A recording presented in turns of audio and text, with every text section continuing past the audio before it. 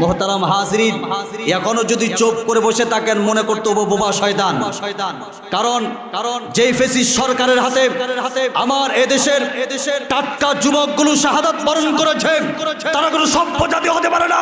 তারা এদেশের শত্রু, এদেশের মানচিত্র শত্রু। কথা বলেন ঠিক কি না? যদি আমার ছাত্র ভাইরা চুপ করে থাকতো তাহলে অচিরে এই দেশটা ভারত বানায় ফেলাইতো। দেখতেছেন ভারতের মুসলমান কিন্তু নিরাপদ না। জায়গায় জায়গায় ভারতের মুসলমানদের কোপাইতেছে কুত্তার মতো। অমুসলমান ভাইয়ের আমার, এজন্য সজাগ থাকতে হবে, সব সময় সচেতন থাকতে হবে।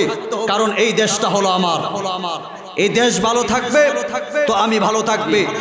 ভাইয়ের আমার, ভূমিকা লম্বা করার সময় নাই, আমার সময় স্বল্প, কথা বলবো অল্প। মূল মেসেজগুলো আপনাদের কাছে দিব। আমি আপনাদের সম্মুখে আপনাদের পরিচিত একটি সূরা তেলাওয়াত করেছি। এই সূরাটির নাম হচ্ছে সূরাতুল লাহাব। আমরা সকলেই কম বেশি নামাজে পড়ে থাকি। আমি এই সূরাটির মাধ্যমে কি মেসেজ দিতে চাচ্ছি আপনাদেরকে, যারা মসজিদ মাদ্রাসার পক্ষে থাকবে তাদের সম্মান বাড়ায় দিবেন কি? আর যারা মসজিদ মাদ্রাসার বিপক্ষে থাকবে, ওয়াজ মাহফিল বন্ধ করার জন্য ষড়যন্ত্র করবে, তাদের লানতের তক্তা গলায় ঝুলাই দিবেন কি? আরো জোরে কোন। তাহলে আমার বিষয় হলো, যারা মসজিদ মাদ্রাসার পক্ষে থাকবে সম্মান বাড়াই দিবেন, মসজিদ মাদ্রাসার বিপক্ষে গেলে অসম্মান করবেন, লানতের তক্তা গলায় ঝুলাই দিবেন। আল্লাহ, আমি এই বিষয়টি অতি স্বল্প সময়ের ভিতরে আমি আলোচনার ইতি টানবো ইনশাআল্লাহ। আল্লাহ রাব্বুল আলামিন শেষ পর্যন্ত আমাদের শোনার তৌফিক দান করুক, বলুন আমিন। মোহতারাম হাজরিন, আল্লাহ রাব্বুল আলামিন সূরাতুশ শুআরার এই আয়াতখানা নাজিল করলেন, ওয়া আনজির আশীরাতাকাল আকরাবিন। নবী গো, এখন আর ঘরে বসে থাকার সময় না। এখন থেকে আপনি প্রকাশ্যে দ্বীনের দাওয়াত দেন, ইসলামের দাওয়াত দেন। জান্নাত জাহান্নামের খবরটা আপনার নিকটবর্তী আত্মীয় স্বজন কান পর্যন্ত পৌঁছায় দেন। জাহান্নামের শাস্তির বর্ণনা তাদের সামনে তুলে ধরেন। মুসলমান বুঝে থাকলে বলেন কথাটা কার? আরো আওয়াজ দিয়ে বলেন। আল্লাহ বলছেন, বিসমিল্লাহির রহমানির রহিম, ওয়া আনজির আশীরাতাকাল আকরাবিন। এর নবীর উম্মতের দল, আল্লাহ রাব্বুল আলামিন তার বন্ধু রাহমাতুল লিল আলামিনকে ডেকে ডেকে বলেন, হাবিব আমার, এখন আর ঘরে বসে থাকার সময় না। আপনি আপনার নিকটবর্তী আত্মীয় স্বজনকে দ্বীনের দাওয়াত দেন, কোরআনের দাওয়াত দেন, কালিমার দাওয়াত দেন। জান্নাতের খবর তাদের কান পর্যন্ত পৌঁছায় দেন। জাহান্নামের শাস্তির বর্ণনা তাদের সামনে তুলে ধরেন। মুসলমান বুঝে থাকলে বলেন কথাটা কার? আরো আওয়াজ দিয়ে বলেন। এই আয়াতখানা যখন নাযিল হয়ে গেল, বিশ্ব নবীজি ঘরে বসে থাকতে পারলেন না। আসমানের মালিক রব্বে কারীমের আদেশ পালন করার জন্য মুক্কা সাফা পাহাড়ের চূড়ায় চলে গেলেন। মুক্কা সাফা পাহাড়ের চূড়া থেকে নিকটবর্তী যত আত্মীয় স্বজন আছে সবাইকে ডাকতে লাগলো, কে কোথায় আছো, তাড়াতাড়ি আসো, আমি মুহাম্মদ ডেকেছি। বিশ্ব নবীজির পবিত্র জবানের আওয়াজ শোনার পর কেউ ঘরে বসে থাকতে পারলেন না। সবাই মুক্কা সাফা পাহাড়ের পাদদেশে চলে আসলো। আয়েশা ডাক দিয়ে কয়, মুহাম্মদ তুমি আমাদেরকে কেন ডেকেছো বাবা? নবীজি ডাক দিয়ে কয়, তোমরা আমাকে বিশ্বাস করনি? কয়, হ্যাঁ অবশ্যই বিশ্বাস করি। মুহাম্মদ যদি বিশ্বাস না করতাম তাহলে তোমার নাম আল আমিন দিতাম না। ও মুসলমান বুঝে থাকলে বলেন আল আমিন শব্দের অর্থ কি? আরো জোরে কন। নবীজি আমানতের খেয়ানত করে নাই। কেউ যদি নবীজির কাছে 100 টাকা দিত, 1 মাস পরে যদি নবীজির কাছে আবার 100 টাকা চাইতো, 100 টাকার আমানত খেয়ানত হইতো না। কিন্তু আমরা নবীজির উম্মত হওয়ার পর আমাদের কাছে আমানতের খেয়ানত হয় কি হয় না? কেউ যদি আমাদের কাছে 1000 টাকা দেয়, আমার কাছ থেকে 1000 টাকা নিতে গেলে তার পায়ের জুতার তলি ক্ষয় হয়ে যায়। নবীজি আমানতের খেয়ানত করে নাই। বিশ্ব নবীজির উপর যখন ওহী নাযিল করলো, হাবিব এই মক্কা আপনার জন্য নিরাপদ না, এই মক্কা ছেড়ে মদিনায় চলে যেতে হবে। মক্কার যত মানুষ আছে সব আপনার বিরোধিতা হয়ে গেছে, আপনার শত্রু হয়ে গেছে। রহমাতুল লিল আলামিন মদিনা ওয়ালা নবী বাইতুল্লাহর গিলাফ দইরা কান্দে, বাইতুল্লাহ রে, বড় আশা ছিল তোর খেদমত করব, কিন্তু আসমানের মালিক বলেছে মক্কা আমার জন্য নিরাপদ না, মদিনায় চলে যেতে হবে।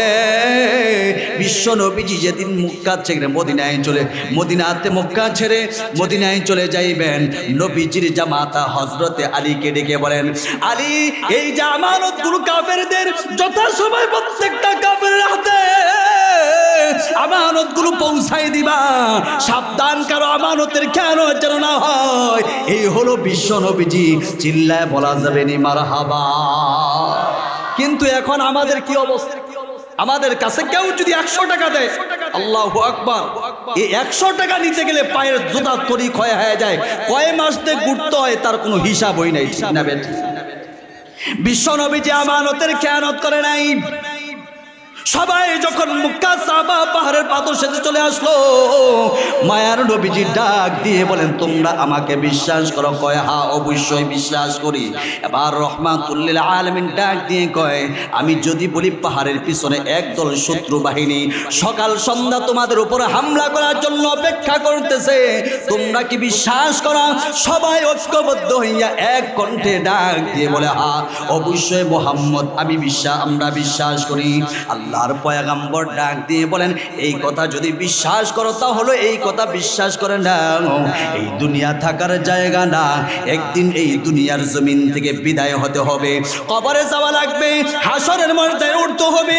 হাসরের ময়দানে কষ্ট তোমরা সহ্য করতে পারবা না, ওই বিভীষিকাময়ের কষ্ট তোমরা সহ্য করতে পারবা না। এই যে সূর্যটা দেখতেছো, জমিন থেকে 9,30,00,000 মাইল উপরে, মুসলমান বুঝে দেখলে বলেন কয়েক কোটি 30 লক্ষ মাইল উপরে, 9,30,00,000 মাইল উপরে এই সূর্যটা যখন ভালো করে তাপ দেয়, কৃষকরা জমিনে থাকতে পারে না, সব বাড়ির দিকে দৌড়ায়, কথা বলেন ঠিক কিনা?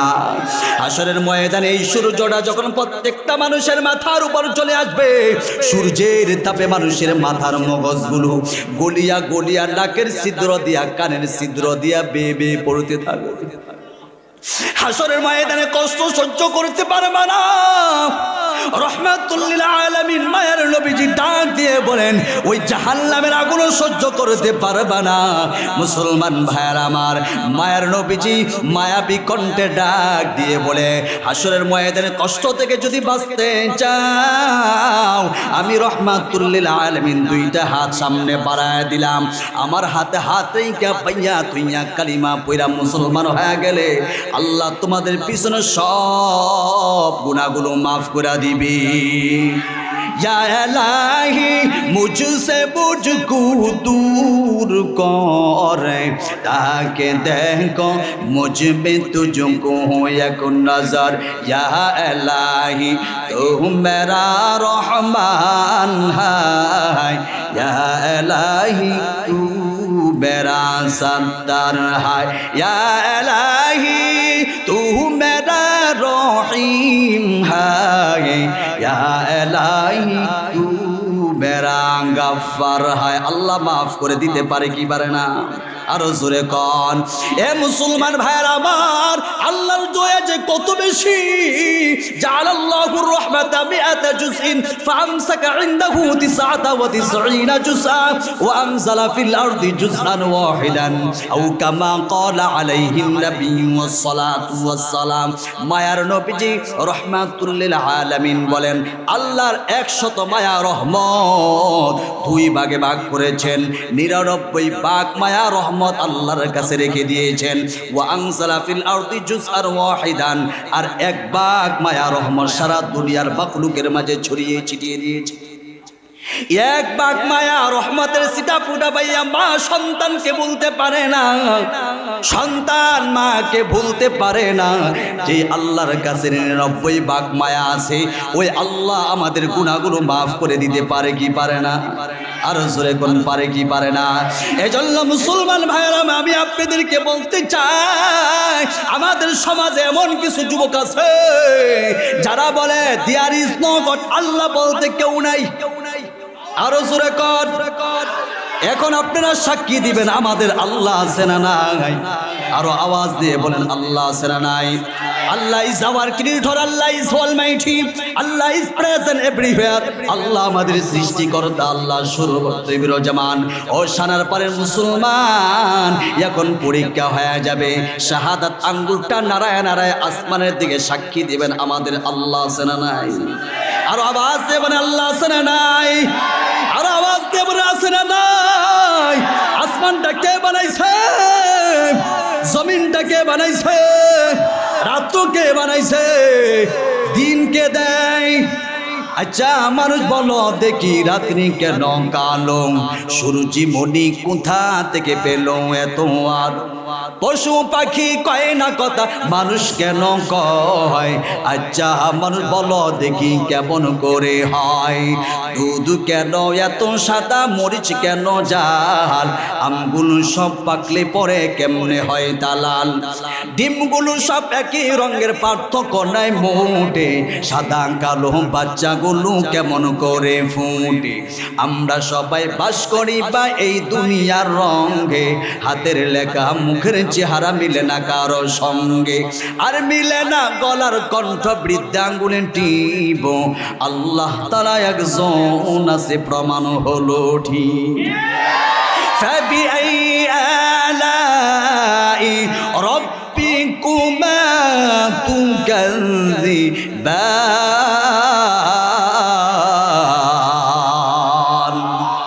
जिससे कुरान ऐ कलामे हक शनास, रोनु भाई रब्बे नस अहमद बनस, हरफे हरबत रस्ते दरबार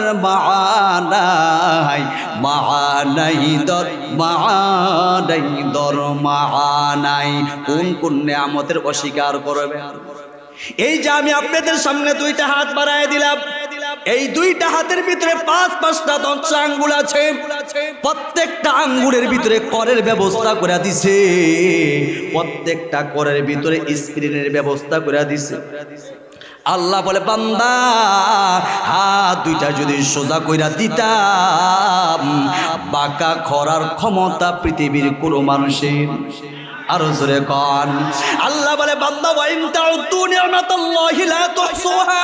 কিয়ামত পর্যন্ত যদি আমি আল্লাহর কুদরত পাওয়া সিজদা দিয়া পড়ে থাকো, তারপরও নিয়ামতের শুকর আদায় হবে না। কুদরতি বাবা সিজদা দিয়া পড়ে থাইকা যদি আমার নিয়ামত গণনা করতে থাকো, তোর জীবনের আয়ু ফুরায় যাবে, তারপরও আমি আল্লাহর নিয়ামতের শেষ হবে না। বান্দার এই তোর মুখের ভিতরে দেখ, তাকায়া দেখ, আমি আল্লাহ একটা জিহ্বা দান করেছি। এই জিহ্বার ভিতরে একটা মিশিং ফিট করে দিছি। এই মিশিংটা এত দামি চমৎকার, তুই যখন বগুড়ার দই কাজ মজা এক রকমের, টাঙ্গালে চমচমা খাইলে মজা আর এক রকমের, তিতা জিনিস খাইলে অটোমেটিক জিহ্বাটা বইলা দেয় এটা তিতা জিনিস, মিষ্টি জিনিস খাইলে অটোমেটিক জিহ্বাটা বইলা দেয় এটা মিষ্টা জিনিস।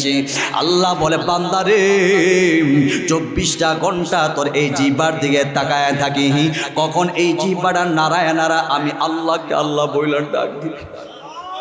এরে বান্দা, এই জিহ্বাটা নাড়ায় নাড়ায় তোর মারে মা বলে ডাকুন ডাকতে, তোর মার কলিজা ঠান্ডা হয়ে যায়। তোর বাবারে বাবা বইলা যখন ডাক দেয়, হাজারো অভিমান থাকলে মুহূর্তের ভিতরে বইলা যায় আমি কি অপরাধ করলাম, কি অন্যায় করলাম। বান্দা, জোহরে ডাকলাম তোরে পাইলাম না, আসরে ডাকলাম তোরে পাইলাম না, মাগরিবে ডাকলাম তোরে পাইলাম না রে বান্দা, ইশারে ডাকলাম তোরে পাইলাম না, ফজরে ডাকলাম তোরে পাইলাম না। আমি কি অপরাধ করেছি, কি অন্যায় করেছি?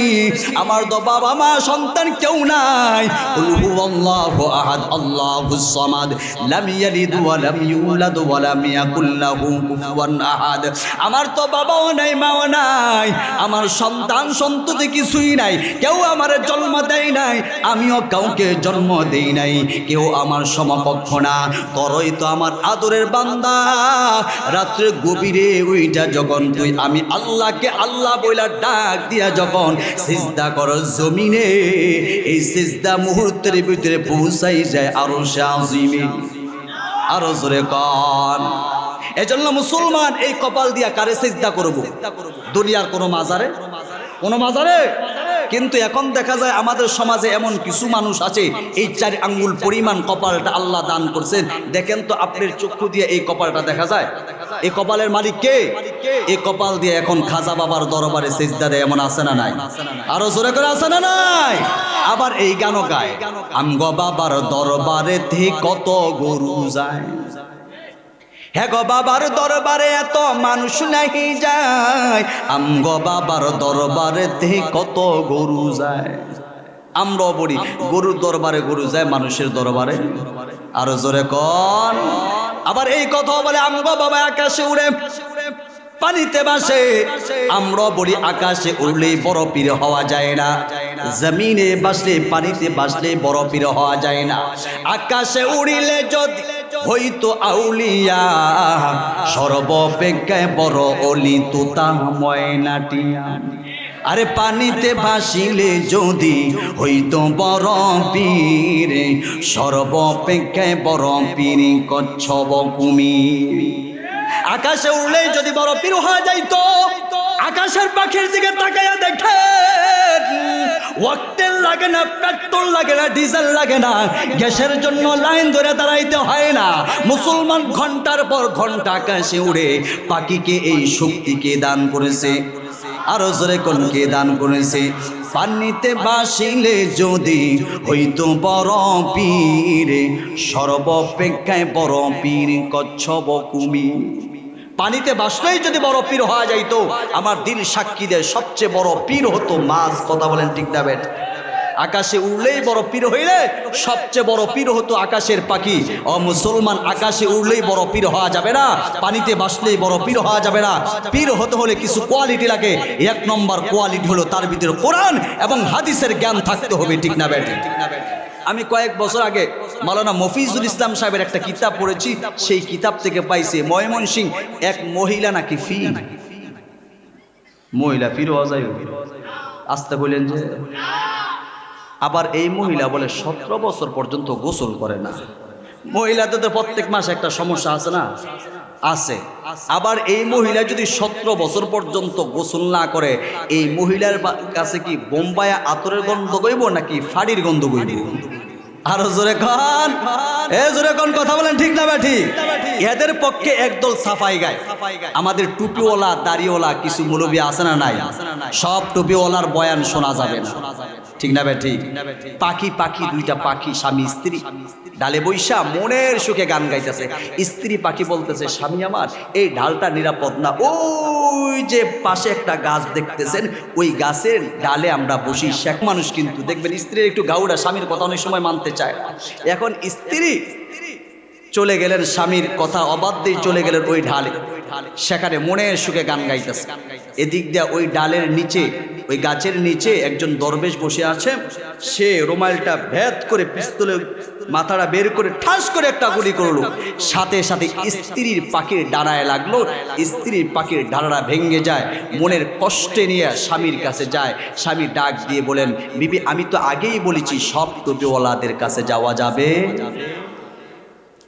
বলে, স্বামী আমার দুঃখ তো সেখানে না, আমাদেরকে বনি আদম জবাই করে খাবে, কোনো আফসোস নাই, কারণ তাদের খেদমতের জন্য বানাইছে।